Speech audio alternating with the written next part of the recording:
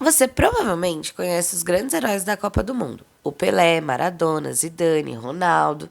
Sabe de cor os títulos, os gols mais bonitos e as grandes defesas. Mas e se eu te disser que a história do maior espetáculo da Terra foi construída longe dos gramados, em salas fechadas, regada a rivalidade política, suborno, desaparecimentos misteriosos e atletas jogando sob a sombra de regimes totalitários? A Copa do Mundo não é apenas futebol. Desde a sua criação em 1930, ela tem sido um espelho perfeitamente fiel das maiores tensões do planeta. Nações usaram o torneio como ferramenta de propaganda ideológica. Seleções inteiras boicotaram o evento por puro orgulho diplomático e taças oficiais foram escondidas em caixas de sapato para não caírem nas mãos de exércitos invasores. Hoje nós vamos ir muito além das quatro linhas. Vamos cavar a história profunda, as particularidades esquecidas e as maiores excentricidades que a FIFA e as transmissões oficiais tentaram abafar ao longo das décadas. Fique confortável, porque os bastidores do futebol são muito mais complexos, dramáticos e fascinantes do que você imagina. Mas antes de darmos um pontapé inicial nessa jornada no tempo, precisamos fazer um acordo de cavaleiros.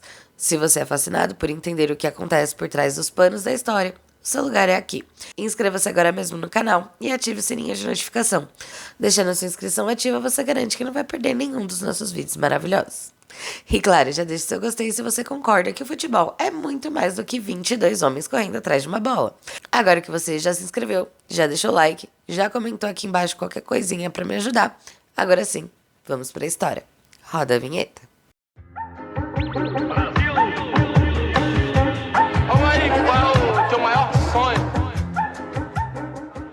Para compreendermos a verdadeira magnitude da Copa, precisamos voltar em 1928. Quando o aristocrata francês Jules Rimet decidiu que o futebol precisava de um palco próprio, independente dos Jogos Olímpicos.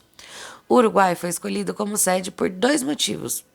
Era o atual bicampeão olímpico e se ofereceu para pagar toda a despesa da viagem e a hospedagem das seleções participantes. Estamos falando aqui do auge da Grande Depressão de 1929, ou seja, o dinheiro e a viabilidade econômica mandavam desde o primeiro minuto. Mas a Europa virou as costas. Países de enormes pesos como a Itália, a Espanha, a Alemanha e a Inglaterra se recusaram a cruzar o Oceano Atlântico em uma viagem de navio de 2 semanas. Apenas 4 seleções europeias aceitaram o desafio: a França, a Bélgica, Iugoslávia e Romênia. O detalhe curioso é que a seleção da Romênia foi escalada pessoalmente pelo próprio rei Carol II, que era um entusiasta do esporte. O monarca deu férias remuneradas de 3 meses para os jogadores em seus empregos regulares, para que eles pudessem viajar sem o risco de serem demitidos. Todos cruzaram o oceano no mesmo navio, o famoso SS Conte Verde, junto com o próprio Jules Rimet, que carregava a taça de ouro na mala de viagem. Durante o trajeto, os atletas treinavam no convés do navio, correndo entre as espreguiçadeiras e tentando não deixar a bola cair no mar. A final entre Uruguai e Argentina foi um verdadeiro cenário de guerra psicológica e geopolítica regional. A rivalidade era tão intensa que os torcedores argentinos cruzaram o Rio da Prata armados e a polícia uruguaia confiscou milhares de revólveres na entrada do estádio Centenário.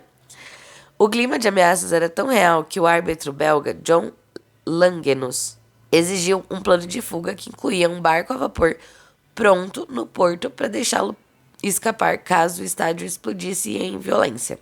Além disso, não havia consenso sobre a bola. Cada seleção exigia jogar com a bola do seu próprio país. A solução foi salomônica. O primeiro tempo usou a bola argentina, e a Argentina venceu por 2-1.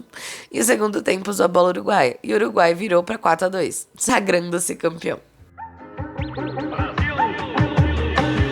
Se a primeira Copa foi marcada pelo romantismo e pelo caos logístico, as edições seguintes entraram no território mais perigoso da política moderna. Em 1934, a Itália de Benito Mussolini sediou o evento. Mussolini não se importava com o esporte em si, mas viu no futebol a vitrine perfeita para promover a suposta supremacia do regime fascista para o mundo. A pressão sobre a seleção italiana era desumana. Há registros históricos de que, antes da final contra a Tchecoslováquia, os jogadores e o técnico Vittorio Pozzo receberam telegramas com mensagens curtas do ditador: vitória ou morte. Para aumentar a força do time, a Itália utilizou uma estratégia polêmica. Naturalizou atletas sul-americanos de ascendência italiana, os chamados oriundi, incluindo 3 argentinos que haviam sido vice-campeões em 1930. Arbitragens extremamente escandalosas ao longo de todo o torneio favoreceram os donos da casa, culminando no título italiano na prorrogação. Em 1938, na França, o clima de pré-guerra era sufocante. A Áustria havia sido anexada pela Alemanha nazista meses antes do torneio no episódio conhecido como Anschluss. Não sei se é assim que fala. O time austríaco, que era um dos maiores e mais brilhantes do planeta e apelidado de Wonder Team, foi sumariamente dissolvido. Seus jogadores foram forçados por decreto a defender a Alemanha do bigodinho. Uma das maiores e mais trágicas histórias desse período envolve Matthias Sindelar, o Pelé da Áustria. Sindelar, de origem judaica e profundamente patriota, recusou-se publicamente a vestir a camisa com a suástica nazista, simulando lesões crônicas. Em um jogo de despedida entre a Áustria e a Alemanha, antes da fusão forçada, Sindelar marcou um gol e comemorou, dançando de forma provocativa em frente à tribuna cheia de oficiais nazistas. Meses depois da Copa, em janeiro de 1939, Sindelar e sua namorada foram encontrados mortos em seu apartamento em Viena. O laudo oficial apontou intoxicação por monóxido de carbono, mas arquivos históricos sugerem que a Gestapo o mantinha sob vigilância estrita.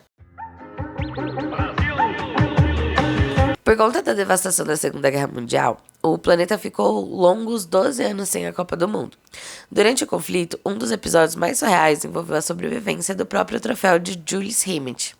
O vice-presidente italiano da FIFA, o Torino Barassi, retirou secretamente a taça de um cofre do banco em Roma, temendo que as tropas de ocupações nazistas confiscassem o ouro puro do troféu para derreter e financiar o esforço da guerra. Barassi escondeu a taça dentro de uma antiga caixa de sapatos, debaixo da sua própria cama.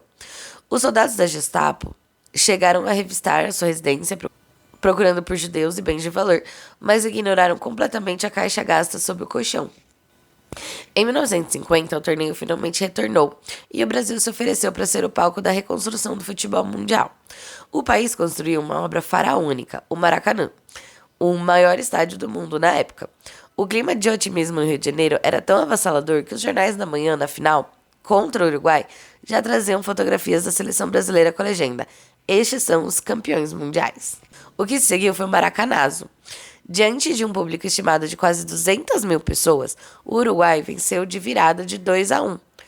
O gol do Alcides Guigia calou o estádio de uma forma tão profunda que o próprio Guigia diria anos mais tarde: apenas 3 pessoas calaram o Maracanã: Frank Sinatra, o Papa e eu. O impacto psicológico foi tão devastador na identidade nacional que o Brasil decidiu que o uniforme utilizado, as camisas brancas com detalhes azuis, estava permanentemente amaldiçoado. Foi aberto um concurso nacional para desenhar uma nova indumentária que expressasse as cores da bandeira, dando origem à icônica camisa canarinho, que é a camisa amarela com detalhes verdes que a gente conhece até hoje. Foi a partir daí que a história da Copa do Mundo revelou particularidades fascinantes em todas as edições que aconteceram seguintes. Em 1954, a incrível seleção da Hungria, liderada por Ferenc Puskás, estava invicta há 4 anos e havia goleado na Alemanha Ocidental de 8-3 na fase de grupos. Na final, contra os mesmos alemães, a Hungria abriu 2-0 em poucos minutos. Porém, a Alemanha conseguiu uma virada milagrosa de 3-2 sobre uma chuva torrencial. Anos depois, investigações históricas apontaram 2 curiosidades cruciais. Os alemães usaram chuteiras revolucionárias com as travas intercambiáveis fornecidas por Adi Dassler, o fundador da Adidas. E essas chuteiras eram adequadas para a lama. E havia fortes suspeitas de que os jogadores alemães receberam injeções de metanfetamina disfarçadas de vitamina C no intervalo. Algo que não era proibido na época, já que o controle antidoping não existia. Já em 1962, o confronto entre Chile e Itália transcendeu o esporte para se tornar uma briga generalizada de rua. Jornalistas italianos haviam escrito crônicas terríveis descrevendo Santiago como uma das cidades miseráveis e atrasadas. O povo e os jogadores chilenos tomaram isso como uma ofensa nacional. Em campo, o primeiro cartão vermelho saiu aos 2 minutos. O jogador italiano recusou-se a sair e a polícia militar teve que entrar em campo para prender. Houve narizes quebrados por socos diretos, pontapés na cabeça e a polícia precisou intervir em outras 3 ocasiões para evitar um linchamento. Já na Copa de 66, 3 meses antes da Copa na Inglaterra, a taça Jules Rimet foi roubada de uma exibição pública em Westminster, mesmo sob vigilância constante. A Scotland Yard passou dias tateando no escuro. Quem solucionou o maior crime esportivo do século foi um cachorro vira-lata chamado Pickles. Durante um passeio rotineiro com seu dono por seu bairro no sul de Londres, Pickles farejou um pacote suspeito enrolado em um jornal e folhas de árvore sob uma cerca viva. Era a taça intacta. Pickles virou uma celebridade global. Foi convidado para o banquete de celebração do título da Inglaterra e ganhou um suprimento vitalício de ração. À medida que os direitos de transmissão televisiva transformavam a Copa do Mundo em um negócio bilionário, os bastidores políticos se tornariam ainda mais tensos e profissionais. Em 1974, na Alemanha Ocidental, o sorteio colocou frente a frente, no mesmo grupo, a Alemanha Ocidental, que era capitalista, e a Alemanha Oriental, que era comunista. O jogo foi cercado por um esquema de segurança militar sem precedentes devido aos temores da Guerra Fria e ao recente atentado nas Olimpíadas de Munique em 72. A Alemanha Oriental venceu de 1-0 com um gol histórico de Jürgen Sparwasser. Não sei se é assim que fala. No entanto, a derrota foi estrategicamente útil para os ocidentais. Ao terminarem em segundo lugar no grupo, eles evitaram enfrentar a temida seleção da Holanda, que seria o carrossel holandês, na fase seguinte, pavimentando o caminho para o título da Alemanha Ocidental. Já em 78, a Copa foi sediada na Argentina, que vivia sobre os anos mais sangrentos de uma ditadura militar comandada pelo general Jorge Rafael Videla. O regime usou o torneio para mascarar as denúncias internacionais de violações de direitos humanos. O momento mais controverso ocorreu na partida entre Argentina e Peru. Os donos da casa precisavam vencer de uma diferença exata de 4 ou mais gols para eliminar o Brasil e avançar para a final. O placar terminou em um inacreditável 6-0 para a Argentina. O goleiro do Peru, Ramon Quiroga, curiosamente, havia nascido na Argentina. Investigações e depoimentos posteriores de políticos e atletas indicaram que o governo argentino enviou um carregamento massivo de milhares de toneladas de trigo gratuitamente para o Peru, além de abrir linhas de crédito financeiro e liberar prisioneiros políticos peruanos em troca do resultado facilitado em campo. Não podemos encerrar essa análise sem mencionar o ano de 86, lá no México. Aquela Copa foi imortalizada por Diego Armando Maradona. Mas o contexto por trás do jogo entre Argentina e Inglaterra nas quartas de final era puramente geopolítico. Apenas 4 anos antes, em 82, os dois países haviam travado a sangrenta Guerra das Malvinas pelo controle das ilhas do Atlântico Sul, resultando na morte de centenas de jovens soldados argentinos. No vestiário, Maradona e seus companheiros sabiam que aquela partida era uma oportunidade de revanche histórica. O craque marcou os 2 gols mais famosos da história do futebol no mesmo jogo. O primeiro, trapaceando de forma genial, com a mão de Deus, e o segundo, enfileirando quase toda a defesa britânica, no que ficou conhecida como o gol do século. Para a Argentina, aquela vitória limpou a honra de uma nação ferida. A Copa do Mundo evoluiu de uma viagem turbulenta de navio cargueiro de 1930 para o maior evento monocultural do planeta, capaz de paralisar continentes inteiros. Mas, como vimos ao longo deste documentário, as engrenagens que movem essa máquina imensa são profundamente humanas, imperfeitas e intrinsecamente ligadas ao poder, à política e aos dramas. Cada edição do torneio descreve um capítulo não apenas na história do esporte, mas na biografia da própria civilização ocidental oriental. Quando olhamos para trás e analisamos os bastidores, percebemos que o placar final impresso nos jornais é apenas a superfície mais simples de tudo o que realmente aconteceu no tabuleiro do mundo. Galera, essa aqui foi a história da Copa do Mundo. Se vocês quiserem, eu posso trazer um vídeo falando especificamente sobre o futebol do Brasil.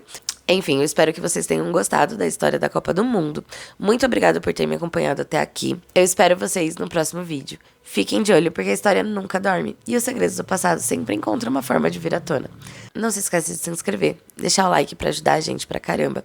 E já comenta aqui embaixo pra quem que você tá torcendo nessa Copa. Eu tô torcendo pro que o Hexa venha, né, gente? Se você estiver torcendo pra outra pessoa, conta aqui pra mim por quê. A gente se vê no próximo vídeo. Eu espero que vocês fiquem bem.